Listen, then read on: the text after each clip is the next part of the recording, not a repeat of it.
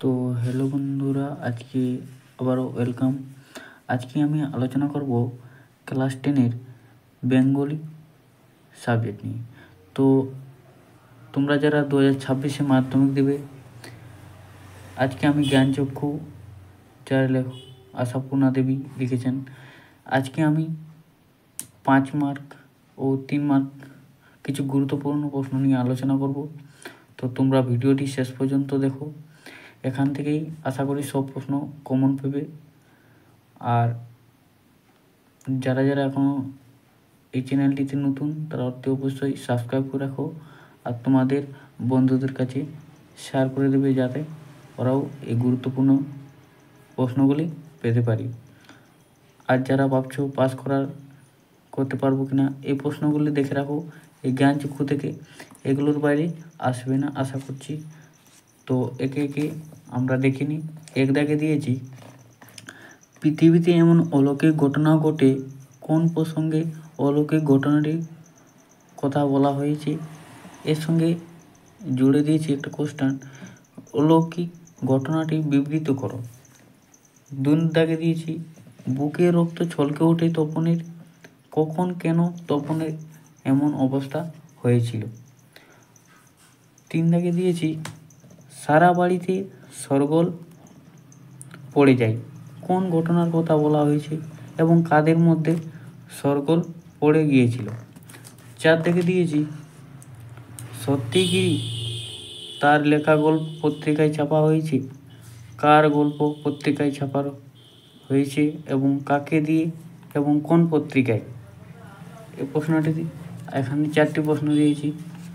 পরে চলে আসি, এখানেও বেশ কয়েকটি প্রশ্ন তুলে ধরেছি, তোমরা দেখে রাখো।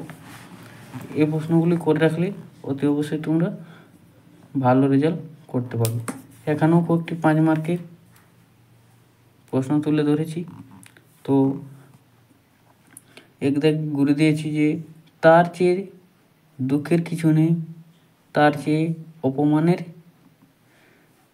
কার চেয়ে দুঃখের অপমান কথা বলা হয়েছে, এরকম মনে হওয়ার কারণ কি। 2 দাগে দিয়েছি, মেসোকে দেখে জ্ঞানচক্ষু খুলে গেল তপনের। জ্ঞানচক্ষু বলতে কি বোঝো, তপনের জ্ঞানচক্ষু কিভাবে খুলে গিয়েছিল। 3 দাগে দিয়েছি, তপনের মনে হয় তার জীবনের সবচেয়ে দুঃখের দিন, কোন দিনটির কথা বলা হয়েছে, কেন তা দুঃখের দিন, নিজের ভাষায় লেখো।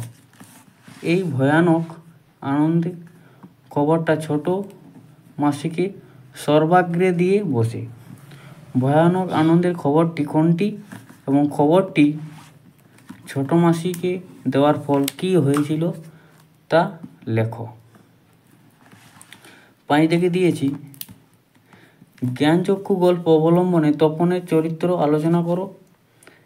6 দাগে দিয়েছি, জ্ঞানচক্ষু গল্পের নামকরণ সার্থকতা আলোচনা করো। এই যে আমি তোমরা সকলেই আশা করি তোমরা সকলেই বুঝতে পেরে গেছো এই প্রশ্নগুলি। যা এই মাত্র কটি প্রশ্ন জ্ঞানচক্ষু গল্প থেকে দিয়েছে, এই প্রশ্নগুলি তোমাদের যাদের যাদের এখনও রেডি নেই, তারা অতি অবশ্যই তোমরা রেডি করে নেবে। এখানে 4টি প্রশ্ন দিয়েছি আর এখান থেকে 4টি, এখানে মাত্র 10টি। এখান থেকে তোমরা সকলেই করে যাবে। এখান থেকে তোমরা নিশ্চিত থেকো যে তোমাদের যারা 2026-এ মাধ্যমিক পরীক্ষা দেবে, তোমরা সকলেরই ভালো পরীক্ষা হবে। আর এখনও যারা যারা এই চ্যানেলটিকে নতুন, যারা সাবস্ক্রাইব করোনি, তারা সাবস্ক্রাইব রাখো। আরও এরকম গুরুত্বপূর্ণ প্রতিনিয়ত আসবে, তোমাদের অনেক হেল্পফুল হবে। আমি তোমাদের সঙ্গে আছি, সবসময় পাশে আছি। তোমরা ততক্ষণ ভালো ও সুস্থ থাকো। সাজেশন নিয়ে আসবো যারা তোমাদের মাধ্যমে গুরুত্বপূর্ণ। তোমরা এই চ্যানেলটি সাবস্ক্রাইব করে পাশে থেকো। সবাইকে ধন্যবাদ।